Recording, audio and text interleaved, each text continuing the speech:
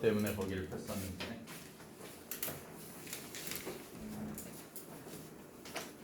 (79) 쪽에 극성 문제와 무극성 문제를 그러면 어떻게 찾을 거야? 첫 번째, 극단적으로 얘기하면 물은 극성이지. 다시 물은 극성이지. 그래서 자기장 속에 끌리는 현상이 생긴다고. 다시 거기 지금 에보나이트 막대를 가져다 대고 있니? 뭐 어느 거든 관계 없는데 어떻게 하면 돼? 문제는 그냥 철받침 같은 거 갖다가 가져다 대고 이렇게 아주 가늘게 흘러가는 물줄기가 이렇게 쭉 휘어져 오는 걸 볼 수 있어. 플러스를 가져다 대도 인력에 의해서 끌려오는 거고, 마이너스를 대도 대전체에 의해 물줄기가 끌려오는 걸 볼 수 있다. 만약에 어떤 액체 줄기가 대전체에 끌리지 않는다면 걔는 무극성 액체, 무극성 용매라고 생각해도 된다는 거야. 극성 용매이기 때문에 물이 끌리는 거야. 이렇게 생각을 하고, 마찬가지야. 전기장이나 자기장 속에서 나란하게 배열하면 극성 분자야. 배열하지 않으면 무극성 분자라고 얘기할 거야. 마찬가지로 녹는 점, 끓는 점을 비교했을 때 극성 분자랑 그린 자기장에 있는 그 아래쪽에 있는 녹는 점, 끓는 점을 비교하면 극성 분자가 일반적으로 비슷한 분자량일 때 극성 분자가 녹는 점, 끓는 점이 상대적으로 높더라. 용해성은 극성 용매의 극성 분자가 잘 녹는 거고, 무극성 용매의 무극성 분자가 잘 녹는 거야.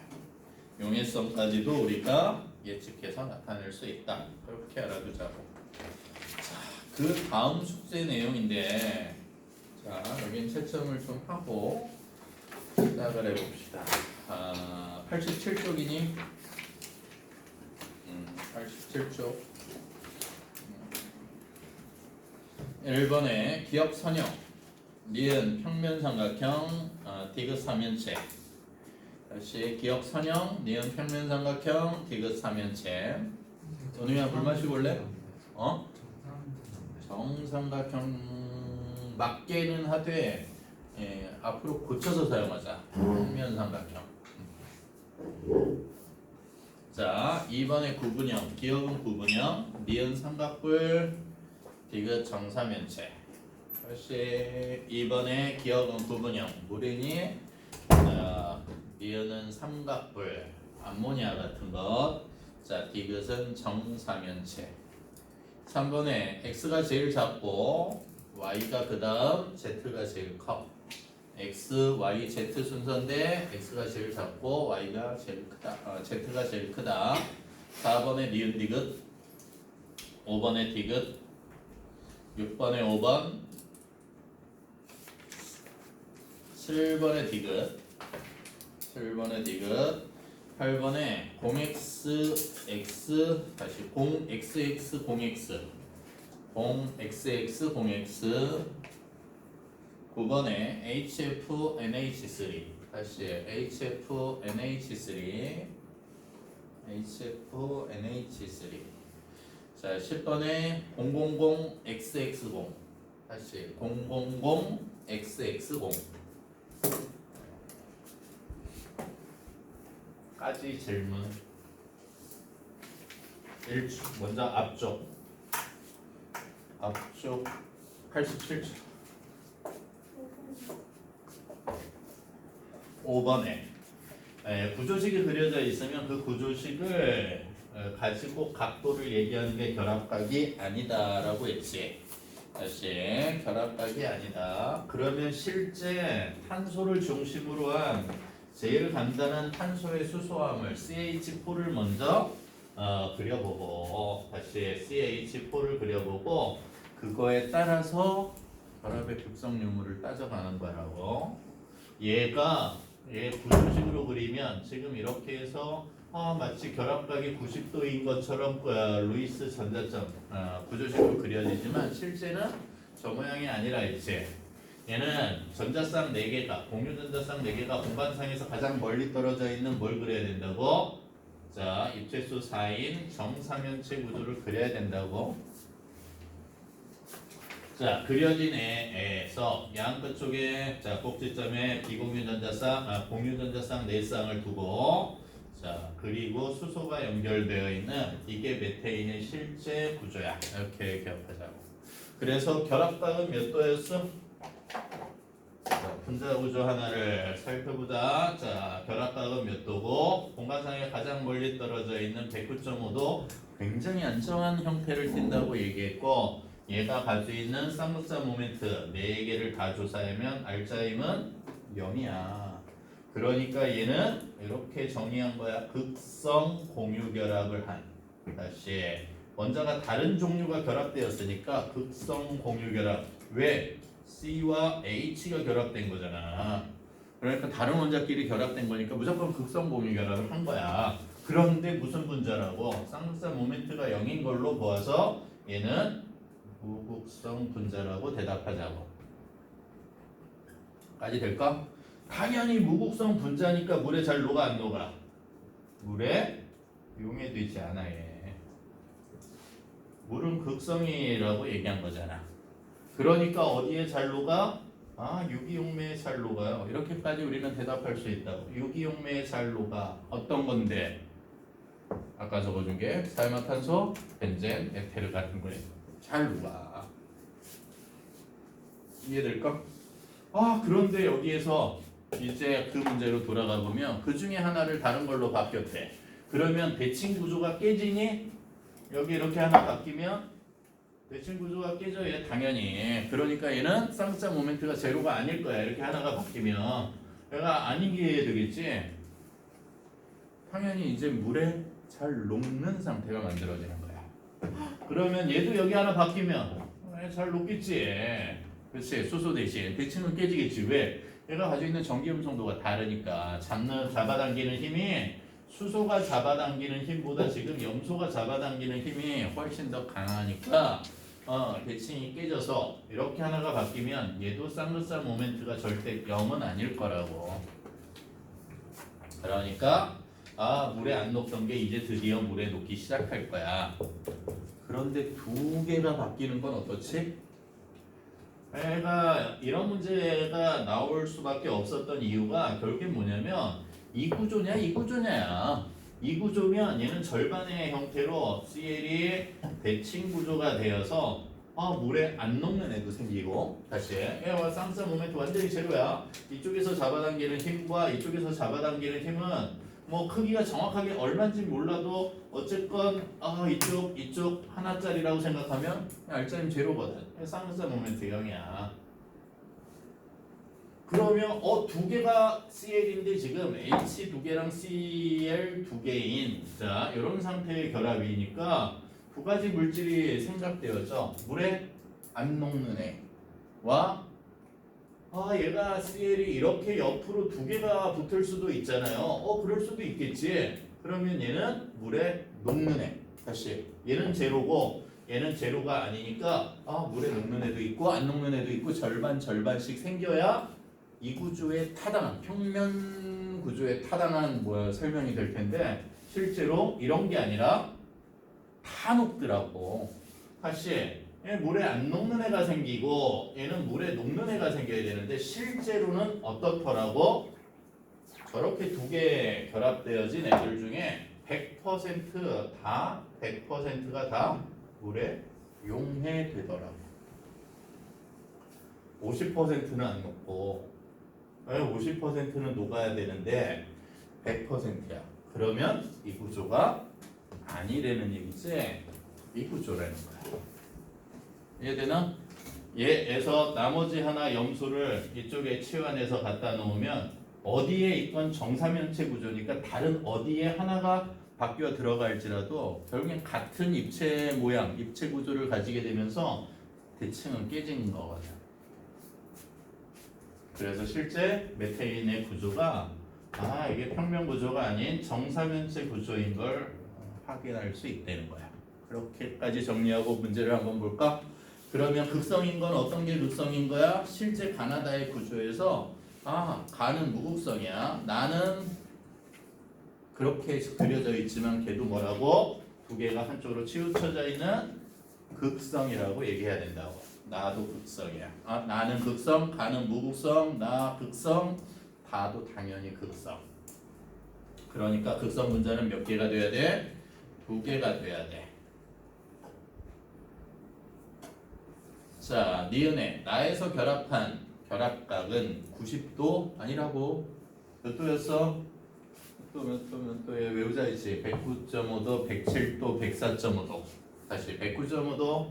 다음에 암모니아가 가지고 있는 107도. 그 다음에 물이 가지고 있는 104.5도. 이렇게 세 개의 결합각은 알고 있어야 된다고. 90도 니은도 잘못된 거고. 그래서 물에 잘 녹는 건 어떤 건데 나와 다는 물에 잘 녹을 거야. 그래서 디귿만 옳은 설명.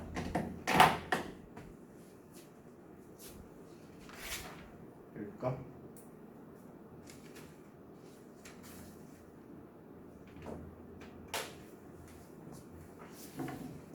88쪽. 7번. 자, 7번.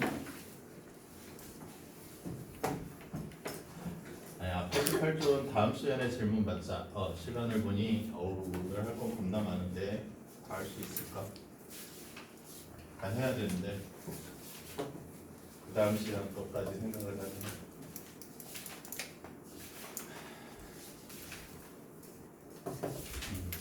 네, 질문 다음 시간에 받을게. 앞에 거 가지고 우선 개별적으로 다시 한번 좀 풀어보고 그 다음에 질문은 다음 시간에 조금 더 받아줄게. 넘어가 볼까? 개념 적용 문제는 다음 주 전기화학이 끝나면 아마 다시 처음으로 돌아가면서 개념 적용 문제는 풀어줄 거야. 통합 실전 문제는 풀기 어려워. 시간이 안 될 거야. 니네 숙제를 얼마나 잘 해봐서 줄문이 얼마나 나오느냐에 따라 틀린데. 자, 그건 그때 가서. 페이지 110쪽 잠깐 볼까? 여기는 개념만 이해하고 넘어갈 거야. 왜냐면 여기 이제 화학투에서 굉장히 자세하게 양적 관계를 다루게 되는데 그 전에 다시 여기서 이런 종류가 있어. 이런 정도만 보여주는 게 동적 평형 단어냐. 이만큼에서는 동적 평형이 이게 어떻게 사용되어지는지를 정확하게 알기는 어려워. 얘가 어떻게 해서 뒤에까지 다 연결되어서 얘를 가지고 해석하느냐라고 하는 걸 이 과정에서 알기는 좀 어려워. 그렇지만 이런 게 존재하고 얘가 어떤 의미를 가지고 있는지만 화학원에서 다루죠. 그걸 어떻게 활용하는지는 활용하는 걸 보면 정말 얘가 얘 정말 짱이야 여기. 정말 짱이야. 어떤 걸 만들고 싶은데 생산물을 더 많이 만들고 싶어. 얼마나? 그런 것들을 조절할 수 있다. 동적 평형이라고 하는 거. 어쨌든 그러면 동적 평형이라고 하는 게 뭐냐부터 이제 좀 생각을 하고 얘기를 해보자. 그러면 어떤 반응을 우리가 시킬 때 이런 거 있지. 예를 들어서 지금 영민이가 다시 시작이 됐는데 녹화하는데 영민이를 사용하면 안 되는구나. 자, 금속이 있는데 금속을 염산 쪽에 집어넣었어. 영민이를 사용하면 안 되는 이유를 알겠지? 자, 집어넣었어. 그러면 금속이 계속 녹는단 말이야. 금속이 들어가서 이게 합쳐져 있는 상태로 여기에 금속이 이만큼 들어왔는데 이게 구멍이 뻥 뚫리고 기포 계속 나오고 녹아서 없어져버려. 줄어들어. 그 나오는 기체가 수소 기체인데 이런 반응이 생겼어. 그러면 반응물이 시간이 지나면 줄어들고 새로운 물질이 생기는 거지. 다시 새로운 물질이 생기는 거지. 그래서 왼쪽에 반응 물질, 오른쪽에 생성 물질. 그래서 반응 물질 쪽에서 생성 물질 쪽으로 이렇게 반응이 변해가는 걸 우리는 앞으로 정반응이라고 할 거라고. 다시 반응 물질 쪽에서 생성 물질로 변해간다. 변해간다는 건 반응 물질이 감소하고, 다시 변해간다는 건 반응 물질이 감소하고 새로운 물질이 증가하는 이런 변화 과정이 나타나는 걸 우리는 정반응이라 할 거라고. 그러면 혹시 이런 게 가능하지 않을까? 머릿속에 아직도 이렇게 남아있지. 이렇게 영민이가 녹화는 안 되고 소리를 들으면 다 알 수 있을 텐데. 자, 영민이가 머릿속에 이렇게 남아있지. 여기 이렇게 들어가서 얘가 조금씩 녹아 들어가는 게 이렇게 머릿속에 그려진단 말이야. 근데 거꾸로 갈 수 있니? 만약에 있다고 하면 거꾸로 가면 얘를 뭐라고 하자고? 역반응이라 하자고. 그래서 화학에선 이론적으로 다시 이론상 무조건 정반응과 역반응을 다 가지고 있는 모든 반응은 가역 반응이야. 이렇게 얘기할 거야. 이론상 만약에 뽀글뽀글 기포가 나와서 다 녹은 영리니까 아주 드문 확률상 다시 확률로 통계 조사를 해봤더니 다시 통계 조사해봤더니 1만큼의 확률로 다시 사람이 될 가능성이 있어 라고 수학자가 얘기했어. 시도해 볼 수 있니?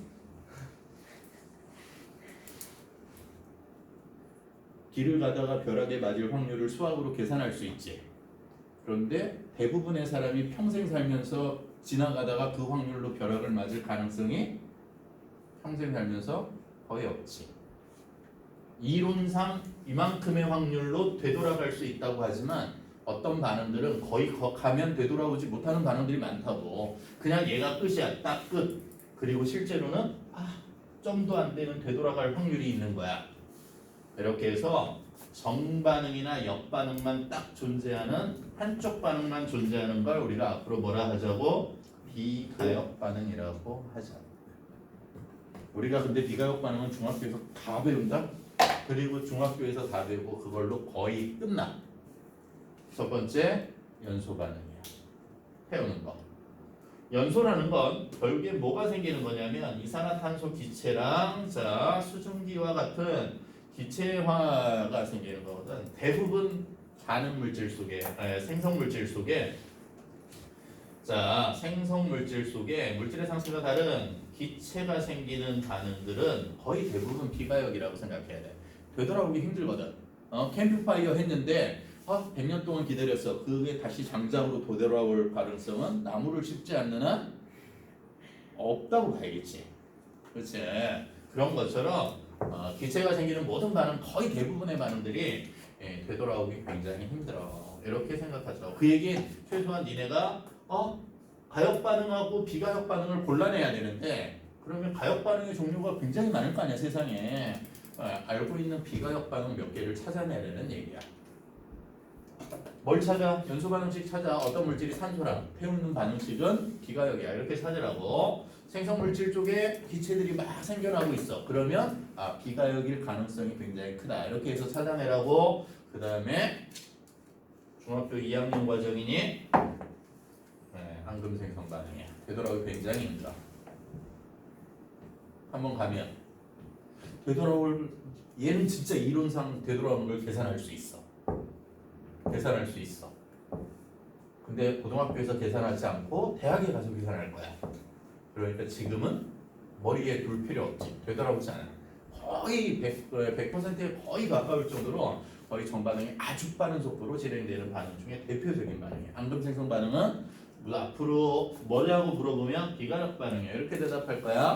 다시 말해서 이용 간의 반응들이 나타나면 마지막은 아니고 산과 염기가 반응하는 모든 반응이야. 그걸 우리는 중화 반응이라고 할 거고 중화 반응은 앞으로 무조건 비가역 반응이야. 근데 중요한 건 산염기가 어떤 종류가 있는지 잘 모른다는 거지. 그걸 배울 거야. 그러면 골라낼 수 있어야 돼. 마찬가지로 산과 금속이 반응하면 아까 얘기한 것처럼 모든 금속은 산성 속에서 대부분의 금속이 반응해. 그래서 금속이 녹아버려. 그래서 금속에 염이 생기고 그 다음에 수소기체가 발생하는데 기체 발생 반응으로 생각해도 되지만 산과 금속이 반응하는 건 거의 대부분 되돌아오기 어렵다고 보고 비가역 반응으로 분류하려는 거야. 될까?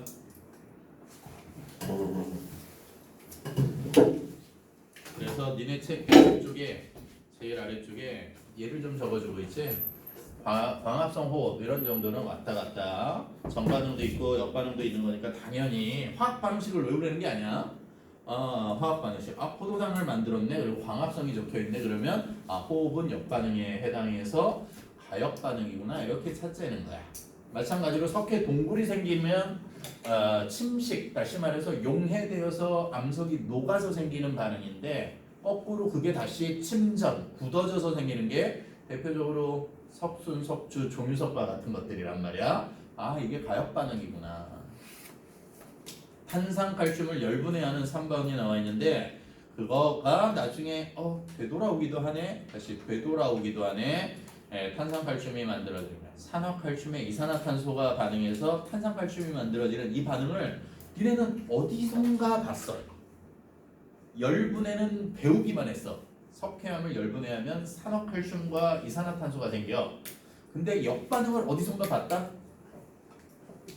어디선가 봤냐?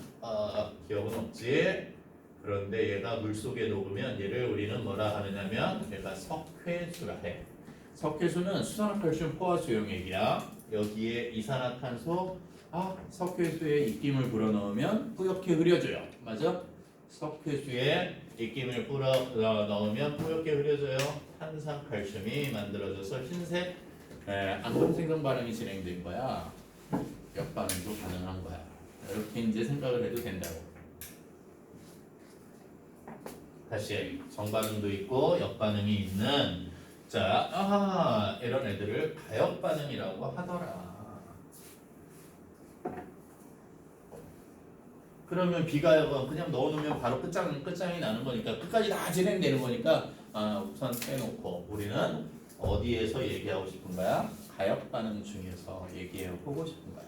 정반응도 있고 역반응도 있고 이거에 그런데 지금 어렵게 화학 반응에서만 죽어라고 어렵게 배운 거고 우선 가역 반응의 동적 평형을 이해할 때 제일 좋은 건 우리가 알고 있는 거에서 출발하자고.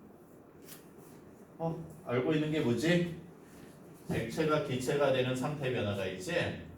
그렇지? 액체가 기체가 되는 상태 변화. 이름 뭐? 귀여워. 다시 기체가 액체가 되는 상태 변화. 왔다 갔다 가능하잖아. 정반응, 역반응. 그러니까 뭐야? 가역 반응이야. 모든 상태 변화는 가역 반응이야. 이해되지?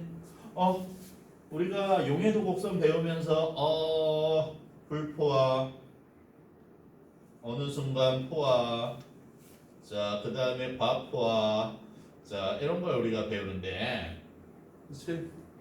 그런데 그러면 얘는 틀림없이 고체가 녹아서 수용액이 되는 용해 과정과 수용액에 녹아있던 게 고체로 되돌아오는 석출 과정이 왔다 갔다가 가능한 거잖아.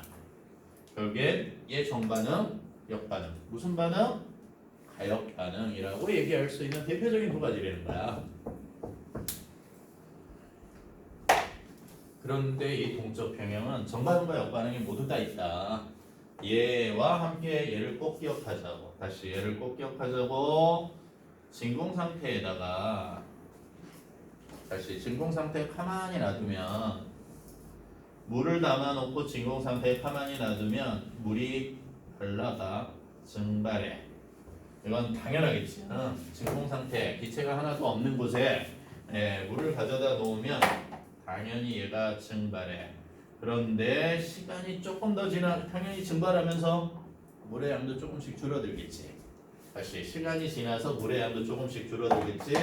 그러면 얘가 줄어든 상태에서 결과적으로 온도가 일정하다고 하면 원래 있던 거에서 날아가는 증발량은 그냥 여전히 항상 일정한 거야. 변하지 않아.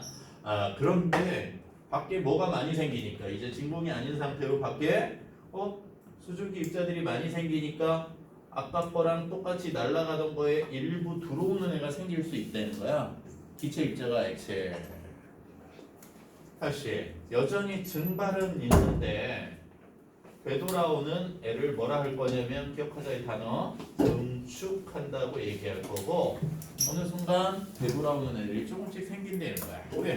밖에서 분자 운동에 의해서 움직이던 애가 표면에 충돌하면 그 인력이 잡히는 애들이 생기는 거거든. 결과적으로 되돌아오는 애가 생겨. 그리고 시간이 더 지나면 어떤 상태? 물은 더 줄어들어 있을 거고 날아가려는 증발과 되돌아오려는 응축이 같아지는 상태가 만들어질 수 있다는 거지. 이런 상태를 우리는 뭐라 하자고 앞으로 평형 상태라고 얘기하죠. 왜 이 설명이 좋으냐면 날아가는 애와 들어오는 애가 같아. 결과적으로 겉으로는 아무런 변화가 일어나지 않는 것처럼 보여. 예를 들어서 100개가 날아갔는데 100개가 안으로 들어오고 있어. 그러면 겉으로는 아무 변화가 없는 것처럼 보이지. 해서 화학에서 얘기하는 모든 평형은 기억하자고. 멈춰서 있는 평형은 없는 거야. 들어가고 나가는 양이 항상 같아서 전체적으로 자 겉으로만 변화가 나타나지 않는 그걸 우리는 앞으로 동적 평형 상태라고 얘기하고 이걸 이렇게도 설명하자. 정반응 속도와 뭐가 같아서 역반응 속도가 같아서 라고 표현할 거야. 정반응 속도와 역반응 속도가 같아서 겉으로 변화가 없는 것처럼 보이지만 계속해서 들어가는 양과 나가는 양이 같아서 평형 상태에 도달하는 것. 그걸 우리는 동적 평형 상태라고 얘기해. 그러면 그 동적 평형 상태를 앞으로 이렇게 표현하자고. 자, 온도가 결정이 되면 정반응 속도가 있는데 자, 정반응 속도에 해당하는 일정량이 정반응이 많이 일어나겠지. 그렇지. 그래서 정반응 속도는 감소하고 역반응 속도는 증가해서 조금씩 없던 게 새로 생겨서 결국엔 정반응 속도와 역반응 속도가 같아지는 순간 또는 그게 얘는 일반적으로 화학 반응에서 얘기하는 거고 사실 화학 반응에서 얘기하는 거고 정반응 속도는 감소하고 역반응 속도는 증가하여 나중에 속도가 둘이 같아지면 이 구간이 동적 평형 상태야 이렇게 얘기하는 거고 증발의 경우는 온도에 따라 증발량이 결정이 되기 때문에 이렇게 기억할 거야. 증발 속도야. 온도에 따라 증발 속도가 달라지는 거고 얘는 A 물질과 만약에 B 물질이 반응해서 만약에 C 물질이 되는 가역 반응이 있다고 하면 이라고 생각해. 반응 물질을 준비해서 생성 물질을 만드는. 근데 그러면 응축 속도는 처음에 없던 거잖아. 되돌아오는 거 아무것도 없던 거거든. 그게 어느 순간 증가해서 증발 속도와 같아지는 이 상태가 동적 평형 상태야. 이렇게 기억하자고. 속도로 얘기하면. 이해될까? 그러면 아까 쳐버렸네. 용의 평형은 어때? 어떤 걸까? 예전에 극단적인 문제로 이런 게 있었는데 실제로 이렇게 되는지는 확인해 보지 않아서 몰라. 근데 이론상은 가능하다고 봐야 돼. 흑설탕하고 백설탕이 동일하다고 하면 포화가 될 때까지 백설탕을 녹여. 그래서 안쪽에 있는 더 이상 녹지 않는 애들을 다 걸러내고 백설탕으로 포화돼도 여기다가 흑설탕을 가져다가 부어. 그러면 만약에 정적 평형이라고 하면 움직이지 않는 평형이라고 하면 아무 변화가 없으면 돼. 다시 흑설탕에 아무런 변화가 없으면 포화돼서 더 이상 변화가 없구나 이렇게 대답하면 되는데 만약에 여기에 뭐가 생기기 시작하면 백설탕이 생기고 흑설탕은 녹기 시작한다면 그치? 용해되는 것과 다시 용해되는 것과 되돌아와서 석출되는 게 결국에 계속해서 일어나고 있구나. 겉으로 보기엔 전체 양은 변하지 않는 거지만 실제로는 용해와 석돌이 지속적으로 일어나고 있는 상태가 우리가 흔히 얘기하는 평형 상태를 의미하는 거야. 이렇게 기억하자고. 그래서 실제 얘네가 가지고 있는 요때 얘는 뒤에도 화학표에도 한번 나올 거니까 요때 압력 다시 요때 압력 기체가 나타내는 요때 압력 요때 압력을 우리가 특별히 뭐라 하느냐면 얘가 증기 압력이라고 합니다. 증기 압력 줄여서 앞으로 뭐라 할 거냐면 증기압이라고 얘기할 거예요. 그리고 113쪽에 나와 있는 상평형 그림 대표적인 동적 평형 상태 각각의 온도와 압력에서 어느 온도와 어느 압력에서 동적 평형 상태를 이루고 있는지를 그려놓은 게 거기에 있는 상평형 그림이다. 그 상평형 구조의 그림의 아주 자세한 설명은 화학2의 액체 부분에서 더 자세하게 다룰 거야. 이렇게 알아두고 마찬가지로 용의 평형도 동적 평형 상태를 의미하는구나. 이렇게 알아두자고. 114쪽에 하나만 볼까? 기체인데 온도에 따라 색깔이 변하는 온도에 따른 동적 평형 상태를 보여주는 대표적인 실험이 하나 있어. 이산화질소는 NO2는 적갈색이고 N2O4는 사산화 이질소라 하는데 얘는 무색이야. 그런데 온도가 낮아지면 N2O4 분자량이 큰 것 쪽으로 느림이 활동이 느려지는 것들이 많아지는 쪽으로 평형이 움직여가. 그래서 온도가 낮아지면 무색이 되다가 온도가 높아지면 떨어져서 활발하게 움직이는 분자수가 많아지는 방향으로 평형이 이동해서 색깔이 젓갈색으로 바뀌어. 주위의 온도에 따라 평형은 어느 지점에서 이루어질 건지를 결정하는 것 가장 중요한 요인 중에 하나가 첫 번째 주위의 온도다. 이해될까? 그런데 얘는 속도 그래프다. 그 얘기는 속도가 같아지는 점이 동적 평형 상태라고 하면 하나만 마무리하고 뒤로 넘어갈 거야. 농도일 때는 어떨 거냐. 자, 우리가 했던 게 A 더하기 B가 반응해서 C, 얘 100 반응하고 50 반응했는데 얘가 둘 다 마이너스 50, 마이너스 50 해서 얘 플러스 150 생겼어요. 그러니까 50 남고 제로야. 얘가 떨어졌으니까 더 이상 반응은 일어나지 않을 거야. 150 만약에 이렇다고 한다면 어떤 반응이? 이러면 동적 평형이야? 아니 이거 둘 중에 하나가 떨어질 때까지 반응하면 이게 비가역 반응이야. 정반응이 다 일어나서 그냥 더 이상 되돌아오지 않는 거야. 그런데 어딘가에서 얘가 멈췄어. 무슨 얘기냐면 25가 남았는데 얘는 50이 남았대. 셋 다 남은 거야. 어딘가에서 평형이 이루어진 거지.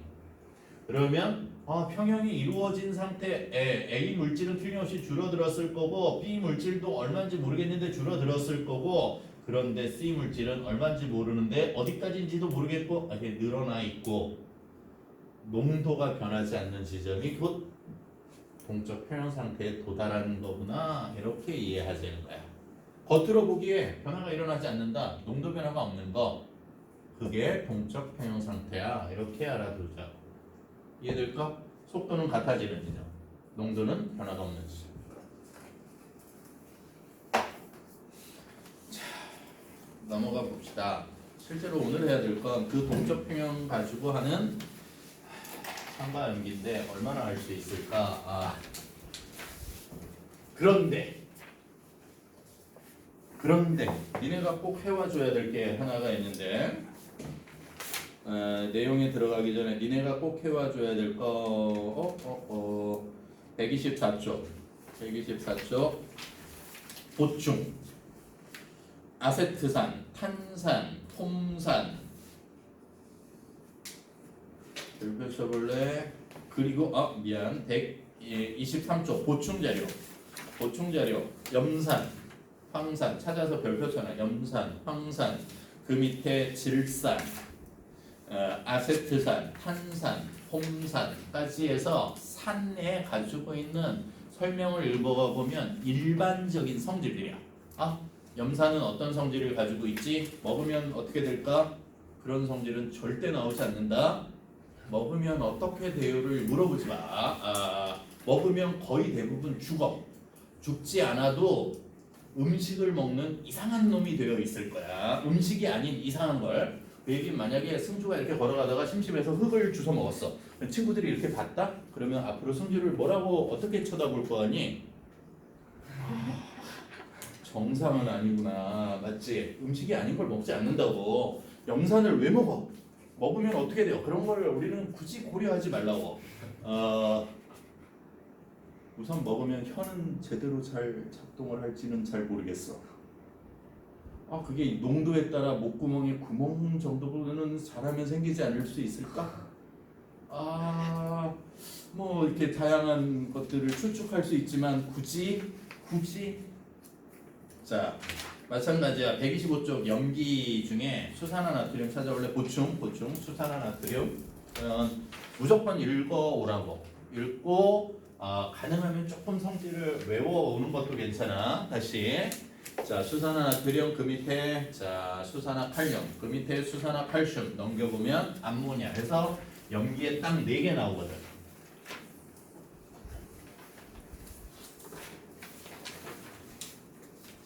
해올 수 있지. 그게 내용 문제 숙제와 함께 내용이야. 그러면 제일 앞쪽에 어떤 게 산일까? 오늘 할 건 솔직히 말하면 정말 별게 없는데 어떤 게 산일까? 어떤 게 염기일까? 그리고 그 종류는 어떤 건데 그리고 어떤 특징을 가지고 있는 데가 다 끝인데 산염기를 정의하는 건 정의하는 게 세 가지 정의가 있어. 가장 고전적인 정의가 첫 번째 아레니우스의 산염기 정의, 가장 고전적인 아레니우스 나올 거야. 두 번째 브랜스테드 로우리의 산염기 정의, 브랜스테드 로우리, 다시 브랜스테드 로우리, 그 다음에 세 번째가 루이스의 산염기 정의. 그 중에 화학원에선 이렇게 두 개만 다루고 화학 2에서도 거의 두 개 가지고 다 할 거야. 그냥 정의만 배울 거야. 정의만. 자, 그 얘기 어떤 게 산이냐 염기냐가 물질 중에 굉장히 중요하다는 거지. 왜? 먹으면 죽을 것 같으니까. 그 정도로 위험한 물질들이니까. 근데 재밌는 것 중에 하나가 얘네 둘이 똑같은 양, 같은 농도로 섞이면 완전히 그냥 다 물로 바뀐다는 거야. 그 얘기 대표적인 산 중에 염산이 있어. HCl. 자, 대표적인 염기 수산화나트륨 있어. 수산화나트륨에 손가락 이렇게 집어넣고 있으면 손가락이 녹아 들어갈 거야. 단백질을 녹이는 성질이 있으니까 강염기야. 화학 테러 그러면 대부분 이런 것들이 사람의 피부에 닿도록 뿌려지는 거야. 굉장히 위험한 물질들이겠지. 근데 얘가 동일한 양이 섞이면 소금물이 돼. NaCl이야. 왜? OH-H+가 반응해서 부적분 중화 반응은 H2 물이 생기는 반응이 되고 그 나머지가 소금이야. 중화 반응은 쓸만한 거지. 제일 문제가 되는 건 세상에 문제가 되는 건 활용인데 결국엔 토양은 시간이 지나면 산성화가 될 수밖에 없어. 이렇게 농작물을 많이 심어서 키우면 흙 속에 있는 산소 뿌리는 광합성을 하지 못하니까 산소를 흡수해서 이산화탄소를 계속해서 뿌리는 호흡만 하니까 방출한다고. 토양은 산성화가 되는 거야. 작물을 재배하면. 산성화된 토양은 새로운 작물을 키울 때 그 새로운 작물이 잘 자라지 못하는 상태가 되겠지. 해서 뭐 이렇게 몇 년 하고 쉬게 안 되거나 휴작이라든가 뭐 이런 것들이 그래서 나오기 시작하는 거야. 왜? 갑자기 계속 키우는데 처음에 잘 되던 애가 점점 안 되는 거야. 작물이 이렇게 곡식이 많이 생산 안 돼. 그러면 산성화된 토양은 어떻게 해야 돼?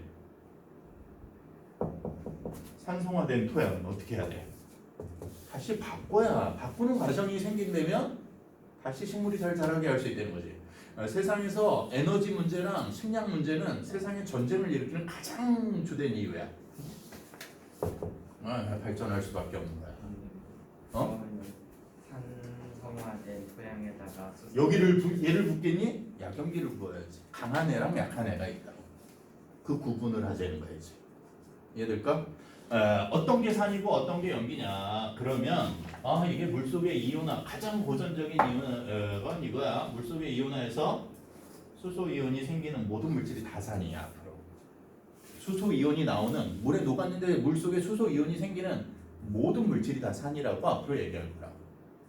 그러면 물에 녹아서 뭐가 나오면 자 수산화 이온이 나오면 그래서 처음에 이온을 외울 때 수산화 이온이 어려운데 굳이 수산화 이온을 암기시키려고 하는 거야. 얘가 나오는 모든 애들을 다시 음이온으로 뭐가 나오는 애? OH-가 나오는 애를 얘는 뭐라고 하죠? 양이라고 하죠. 당연히 음이온에 OH-가 생겼으니까 양이온이 뭔가 있겠지. 양이온의 종류에 따라 성질이 달라지는 거고 얘는 음이온의 종류에 따라 다양한 산이 존재하는 거야. 그러면 산염기 검사를 어떻게 할 거야? 죽어라고 우리는 배운 게 있지. 산염기를 그러면 어떻게 일반적으로 구별해요? 제일 좋은 건 이온 생기는 거니까 전류 둘 다 흘러. 전류도 둘 다 흐르고 전해질이라는 얘기야. 그 다음에 이렇게 전기 꽂으면 전기 흐르고 전기 분해도 다 되고 이게 다 똑같아. 전해질의 성질은 다 똑같이 가지고 있어. 그럼 얘를 구별해야 될 거 아니야. 그래서 발달한 게 결국엔 뭐야? 시시하게 발달한 거야. 초등학교에서 자 배운 게 있지. 자주색 양배추 지시하게 색변화를 기억하고 있는 사람은 없지만 자 지시하게 색변화 일부를 기억하고 있는 사람들이 있다는 거지. 화학에서 네 가지 지시하면 필수적으로 외워야 돼. 메틸, 페놀프탈레인, 왜 마음이 급해서 리트머스, 종이용에 둘 다 있다. 리트머스. 그 다음에 페놀프탈레인, 다시 페놀프탈레인용에 자, 메틸오렌지. 니네는 이 순서로 외운 거야. PTD. 다시 리트머스. 슈처럼 보이네.